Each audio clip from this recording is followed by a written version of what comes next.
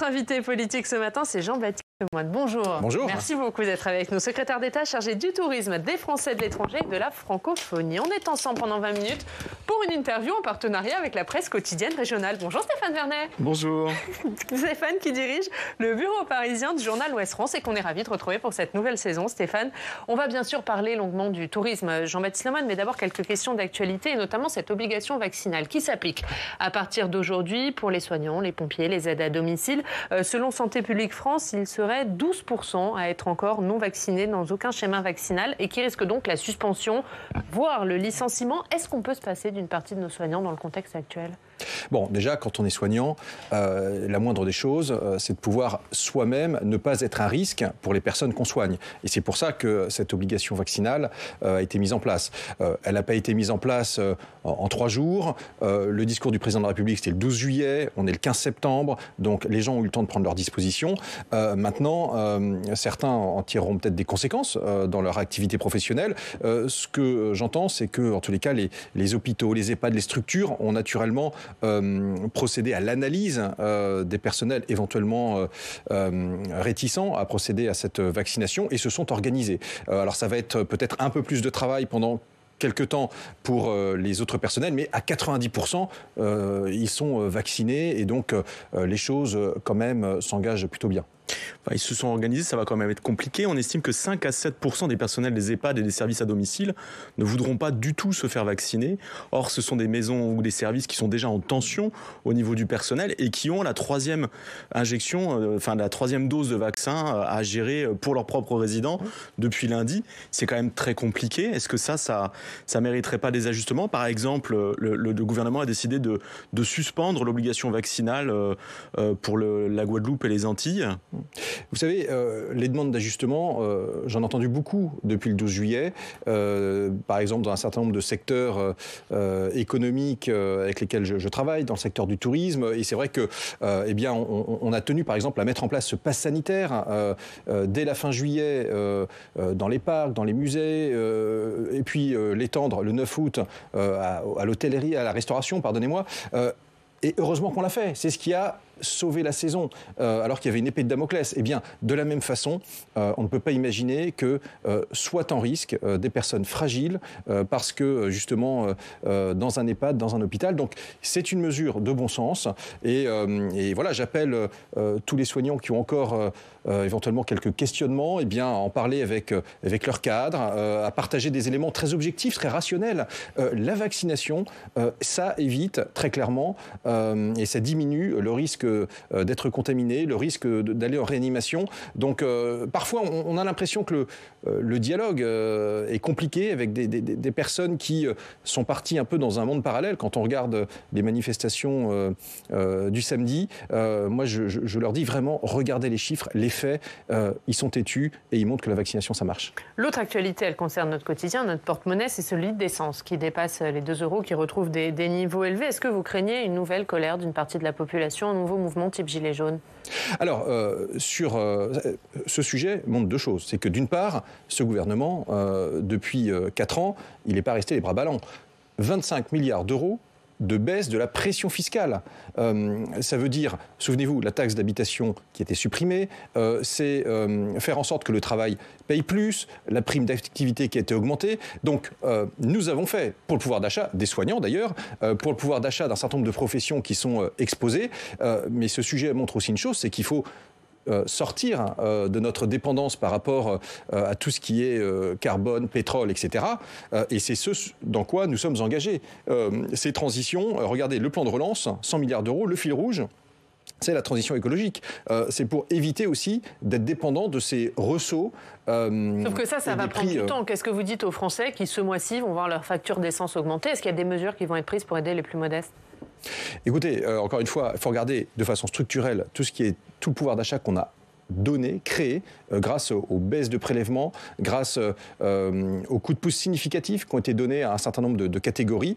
Maintenant, écoutez, naturellement, les distributeurs, par exemple, je pense, seraient aussi bien avisés de pouvoir, pendant quelques temps, faire un effort pour pouvoir peut-être rogner des marges sur la vente de ces produits, parce que effectivement, eh bien, la rentrée, c'est des moments... d'agir pour vous. Écoutez, on sait que ça peut être un produit d'appel. Il y a un moment, il faut aussi, quand on fait du pouvoir d'achat des Français un slogan pour les attirer dans les magasins, eh bien, faire que ce soit le cas réellement. Stéphane. Dans l'actualité, peut-être une question sur le Beauvau de la sécurité. Le président veut plus de bleu sur le terrain et il ne parle pas de l'équipe de France. La sécurité, ça fait partie aussi des arguments pour le tourisme, notamment dans certaines villes. Est-ce que ces annonces-là vous paraissent aller dans le bon sens? Plus d'argent, plus de moyens, le contrôle parlementaire de la police? Alors, ce sont des annonces qui s'inscrivent déjà dans une continuité. Ce que je veux dire, c'est que depuis le début du quinquennat, nous sommes un gouvernement qui, justement, a... par exemple, améliorer les matériels, rénover un certain nombre de commissariats, de casernes. Et c'est aussi un gouvernement qui a, si je puis dire, pallié aussi aux carences des gouvernements qui l'ont précédé. Souvenez-vous, il y a 10 ans, les gouvernements d'ailleurs de droite avaient supprimé plusieurs milliers de fonctionnaires de police. Est-ce qu'on peut dire que d'une manière générale, on peut dire qu'on a vu disparaître un nombre considérable de policiers en tenue sur la voie publique dans les grandes villes? Et donc le président poursuit cet engagement budgétaire, 1,5 milliard d'euros annoncé. Et puis, il va au-delà des mesures d'urgence. Il y a aussi un besoin de repenser l'action publique, mais d'ailleurs dans tous les domaines.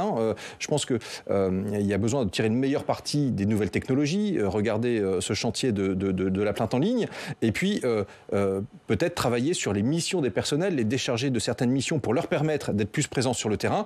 C'est très clairement des attentes, bien sûr, et on y travaille. Donc, je crois qu'on est là dans une continuité et puis une accélération aussi.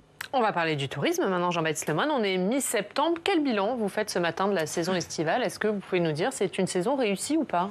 Écoutez, j'ai envie de dire pari réussi parce que cette saison, elle n'avait rien d'évident dans la mesure où ce variant Delta est apparu, souvenez-vous, fin juin, début juillet, et qu'il aurait pu compromettre la saison. Il est apparu un peu partout en Europe. Et on a réussi finalement à faire cette saison dans de bonnes conditions, voire parfois sur certains territoires et dans certaines filières, une très bonne saison, grâce... Quel territoire? Je vais y venir. Grâce à la vaccination, grâce au pass sanitaire, grâce aux professionnels, et je les en remercie, qui également se sont préparés minutieusement. Alors quand on regarde dans le détail, eh bien, on est, pour la plupart des territoires et la plupart des filières d'hébergement, par exemple, avec des résultats supérieurs à 2019, année qui elle-même était une année historique. Je vous prends par exemple l'hôtellerie de plein air. Eh bien, il y a eu plus de Français en 2021 qu'en 2019 dans les campings, et ça a même compensé, la fréquentation qui reste encore un petit peu en baisse des clientèles étrangères. Donc, ce sont des signaux très intéressants. A bien fonctionné. Ça veut dire juste que c'est l'été bleu-blanc-rouge qui a bien marché. L'été bleu-blanc-rouge, saison 2, tout à fait. Entre 85 et 90% d'entre eux sont restés sur le sol national. Ils ont suivi aux consignes. De redécouvrir. Vous savez, je pense que il faut être modeste, mais c'est vrai qu'avec Atout France, on a lancé une grande campagne pour redécouvrir la France et puis aussi pour appeler les Européens de proximité à revenir. Alors, est-ce qu'ils sont venus? Est-ce que les touristes étrangers nous ont manqué cette saison? Non, les Européens de proximité sont venus. Et ce qui est très intéressant... Les Européens de proximité, c'est quoi? C'est les Belges, on imagine? Exactement, les Belges, les Allemands, les Suisses, les Néerlandais. Par contre, il y a d'autres destinations qu'on n'a pas vu revenir, enfin d'autres, par exemple les touristes américains ou d'autres. Il y a une tendance très intéressante qui touche les Français comme les Européens, c'est que désormais, on voyage plus en circuit court, si je puis dire. Donc, on va moins loin, et de ce point de vue-là, la France, compte tenu à la fois de son positionnement géographique au cœur de l'Europe, et puis de ce qu'elle offre en matière de patrimoine, d'activité, est très attractive. Et donc, en revanche, c'est vrai que les clientèles lointaines sont moins au rendez-vous. Frémissement du côté des Américains et des Canadiens. Et par exemple, je peux le voir parce que cet été, nous avons mis en place notamment une cellule pour faire en sorte que ces visiteurs internationaux puissent convertir leur certificat de vaccination en QR code et donc en passe sanitaire. Et on a vu qu'à 70%, ça concernait l'Amérique du Nord. Donc cette clientèle-là, elle a une envie de France qui est intacte. Néanmoins, le fait que les Asiatiques ne soient pas là, les Russes ne soient pas là pour un certain nombre de raisons, fait que des destinations comme Paris restent dans des situations difficiles et notamment au regard du tourisme d'affaires qui n'a pas encore repris comme il devrait. Ça veut dire qu'il y a des disparités selon Tout à fait. le territoire français. Quels sont les territoires où les touristes ont été au rendez-vous et ceux, à part Paris, où les littoraux traditionnellement ont bien marché. La montagne a été également un tube de l'été. Plus 8% sur les massifs, d'après l'Association nationale des stations de montagne. Je serai à leur assemblée générale cet après-midi. Et notamment plus 25% pour les Pyrénées. C'est vous dire qu'il y a une envie, je crois, de s'oxygéner, de s'aérer, de pouvoir faire justement de la randonnée, du vélo. Alors heureusement, il y a l'assistance électrique, parce qu'en montagne, voilà, ça peut être dur. Mais donc il y a aussi une diversification de l'offre proposée par ces territoires pour essayer de vivre 4 saisons. Alors par contre, vous évoquiez les difficultés du tourisme d'affaires, c'est pas la joie, mais vous avez d'autres secteurs qui ont quand même forcément souffert de la situation. Je pense au festival, l'événementiel en général. Et comment ça se passe également du côté des grands équipements, par exemple les parcs de loisirs? Est-ce que l'application du pass sanitaire a eu un très gros impact sur leur activité cet été ou pas? Alors, c'est différencier. Les parcs de loisirs ont connu l'application du pass à partir du 21 juillet. Sur la première semaine, on a vu qu'effectivement, ça se traduisait par des baisses de fréquentation, mais qui tout de suite, au bout d'une semaine, 10 jours, sont repartis à la hausse. Du coup, sur l'ensemble de la saison, c'est lissé? C'est à peu près... J'étais il y a quelques jours dans l'Allier, au parc du PAL, que je recommande. C'est vraiment un outil formidable, mis en place par Arnaud Bennett et la famille. Et il me disait qu'ils ont connu, en juillet et en août, des records de fréquentation. C'était la même chose où ça a très bien fonctionné à Guédelon, dans l'Yonne, naturellement, cher à mon cœur. Donc les vaisseaux Amiral ont réussi à tirer la épingle du jeu. Maintenant, des plus petites structures ont pu connaître des baisses de fréquentation de moins 20, moins 25, moins 30%. Et c'est pour ça sanitaire lié en fait à deux choses, parce qu'il y a également une météo maussade, il faut se le voir, et donc quand on est en extérieur, forcément ça joue. Donc je crois qu'il faut distinguer, et c'est pour ça aussi qu'on reste en soutien de ces acteurs. Avec Bruno Le Maire, on a reçu les acteurs économiques, c'était le 30 août. Au mois de septembre, on a continué avec le fonds de solidarité qui demeure en place. Au mois d'octobre, il y a le dispositif des coûts fixes qui permet de faire du sur-mesure entreprise par entreprise. Pour qu'on soit clair pour tout le monde, le fonds de solidarité, fini le quoi qu'il en coûte, a dit Bruno Le Maire, on a compris, ça s'arrête le 30 septembre. Qu'est-ce qui se passe après le 30 septembre? Eh bien, on va sur des aides ciblées et adaptées à chaque structure. C'est ce qu'on appelle ce dispositif de prise en charge des coûts fixes qui va permettre à des entreprises qui connaissent encore des pertes importantes d'être compensées sur ces coûts fixes et donc d'avoir un soutien. Donc, et on a une clause de revoyure début novembre. Donc on continue à travailler avec tous ces secteurs-là parce que vous prenez par exemple les agences de voyage, elles ont fait un beau mois de juin, mais après variant Delta, patatras, juillet et août, ça a été plus compliqué. Il a même fallu rapatrier des gens dans des circonstances, souvenez-vous, en Sicile, etc., un peu compliquées. Et ce sont des gens qui ont besoin encore d'un soutien et quel sera le soutien? Parce qu'on a compris, les agences de voyage, elles vont continuer à subir les restrictions de déplacement justement, des pays étrangers. Vous en parliez. Comment elles seront soutenues? Il faudra me réinviter, parce qu'on est en train d'y travailler avec leurs représentants. Il y a notamment le secteur de l'événementiel et le secteur des entreprises du voyage avec lesquelles on travaille plus spécifiquement à des plans d'action. L'événementiel, on va par exemple les aider pour bien mettre la destination France sous les projecteurs parce qu'il y a des envies de nos voisins allemands, par exemple, de prendre des parts de marché, pour être très concret.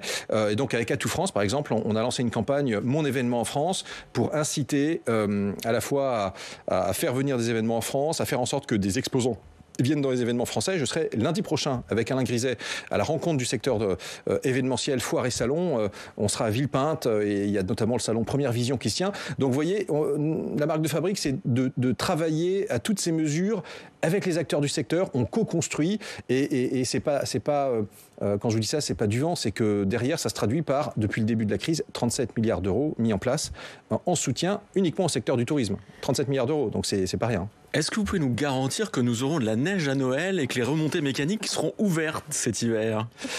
Écoutez, c'est vrai que la montagne française, elle a connu une situation très compliquée avec le fait qu'on n'a pas pu ouvrir la montée mécanique l'hiver dernier en raison de la 3e vague qui nous touchait. Ce qui est sûr, c'est que depuis, on a 2 événements nouveaux. On a une vaccination qui aujourd'hui touche très largement les publics de plus de 12 ans, vous l'avez vu, 85% de la cible vaccinable l'est. Et puis, deuxièmement, on a appris, le cas échéant, parce que pour l'instant le pass sanitaire c'est jusqu'au 15 novembre, mais le cas échéant, on a appris que le pass sanitaire pouvait aussi permettre de fréquenter des lieux en toute sécurité. Les boîtes clairement, de nuit, ça veut dire que vous n'excluez pas d'imposer le pass sanitaire dans les stations de ski à Noël pour les maintenir ouvertes. Ou inversement, même en cas de 4e vague, vous garderiez, on laisserait les remontées mécaniques ouvertes. On a désormais des outils. Regardez, les boîtes de nuit, elles ont rouvert cet été avec le pass sanitaire. Donc si les boîtes de nuit ont rouvert, je ne comprendrais pas que nos télécabines ne puissent pas rouvrir. Donc très clairement, nous on se met en ordre de marche pour pouvoir préparer cette saison. On la prépare avec les pros. Je vous le disais, cet après-midi, Assemblée Générale des stations de montagne, bientôt le congrès des domaines skiables. Moi je réactive une petite structure, un petit groupe de travail montagne pour préparer l'ouverture de la saison. Et avec Atout France, on triple les moyens dédiés à la promotion de la montagne française. Vous avez vu d'ailleurs la confiance des acteurs, puisque une ligne du Royaume-Uni desservant les Alpes a été remise en place, une ligne ferroviaire. Donc tout ça pour dire qu'on se prépare à cette saison.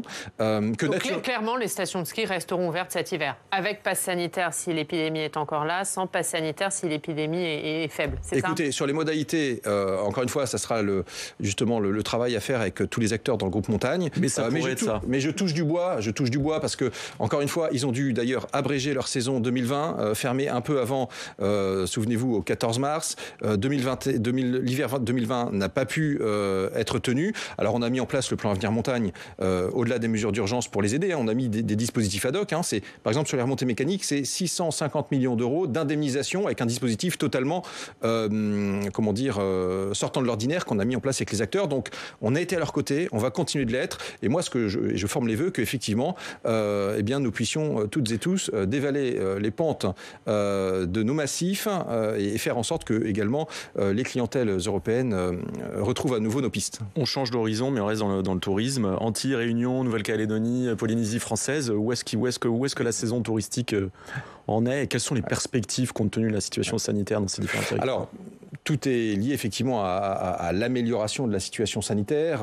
On le voit, c'est des situations qui restent complexes. La semaine dernière, le Parlement a été amené à se prononcer justement sur l'état d'urgence sanitaire et un certain nombre de dispositifs. Donc aujourd'hui, on est avant tout dans le combat pour retrouver une situation sanitaire la plus normale possible. Et c'est vrai que là aussi, ces acteurs, pour l'instant, il est difficile pour le coup de leur donner une visibilité. Donc, vous avez déjà un chiffre de l'impact sur l'économie, l'impact sur le tourisme pour les territoires d'outre-mer? Alors pour l'instant, en juillet et en août, c'est pas la haute saison. Par exemple aux Antilles, c'est pas la haute saison. Donc il y avait des touristes présents. Il a fallu d'ailleurs, les voyagistes les ont fait revenir en métropole.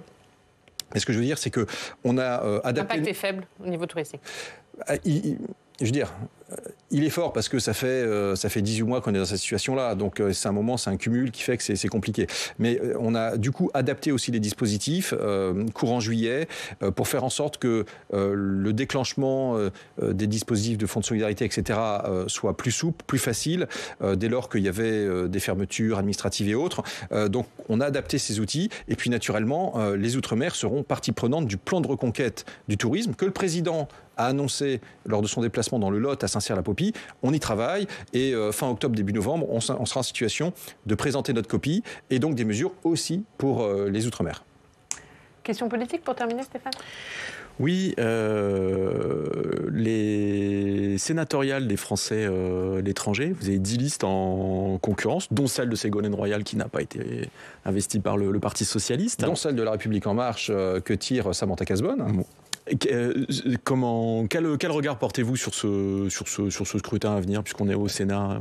Alors, c'est vrai que ce scrutin avait dû être reporté d'une année parce que la désignation des conseillers des Français de l'étranger, qui sont les élus locaux des Français de l'étranger, lui-même avait dû être reporté d'un an pour cause de pandémie.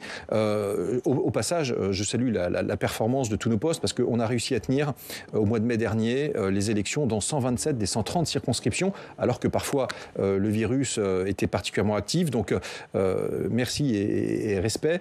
Et donc maintenant, voilà, il y a ce scrutin sénatorial. Ce que je peux dire, c'est que cette majorité, ce président de la République, depuis le début, est particulièrement attentif à la situation de nos compatriotes établis hors de France. Là aussi, c'est pas des mots, c'est pas des slogans. C'est un plan de 220 millions d'euros sonnants et trébuchants qui ont été mis en place pour sauver l'enseignement français à l'étranger, apporter des subventions aux écoles, mettre en place des aides sociales ad hoc qui s'appellent SOS Covid pour nos compatriotes qui étaient les plus fragilisés. Et puis, c'est également tout un travail qu'on veut poursuivre pour moderniser cette action consulaire, faciliter la vie de nos compatriotes. Il y a un chantier, par exemple, sur le numérique, sur lequel je souhaite qu'on puisse avancer dans les prochains mois. C'est le renouvellement du passeport de façon dématérialisée. Ça évite des déplacements au consulat. Bref, on veut faciliter la vie de nos compatriotes. Et c'est compliqué aussi par la situation sanitaire, notamment par les restrictions de déplacement. Est-ce qu'il y a aujourd'hui encore des situations de blocage? Selon les géographies, ça peut être compliqué. L'Amérique latine encore est dans une situation où c'est pas simple. Parfois, l'enseignement reste en distanciel, mais pour autant, on veille à s'adapter du mieux possible. Et en tous les cas, ce que je sais, c'est que la liste que tire Samantha Cazbonne avec Franck Barthélémy, Sophie Suberville et bien d'autres, ce sont des élus de terrain engagés et qui auront à cœur de faire entendre la voix des Français de l'étranger au Sénat. Une dernière question, est-ce que vous avez un œil sur les performances d'Éric Zemmour dans les pourcentages? Il flirte avec les 10%. Est-ce que ça vous inquiète pour la présidentielle? Vous savez, Comment vous voyez cette possibilité de candidature? Je crois que c'est un peu le candidat de la peur. Mais il fait peur à qui?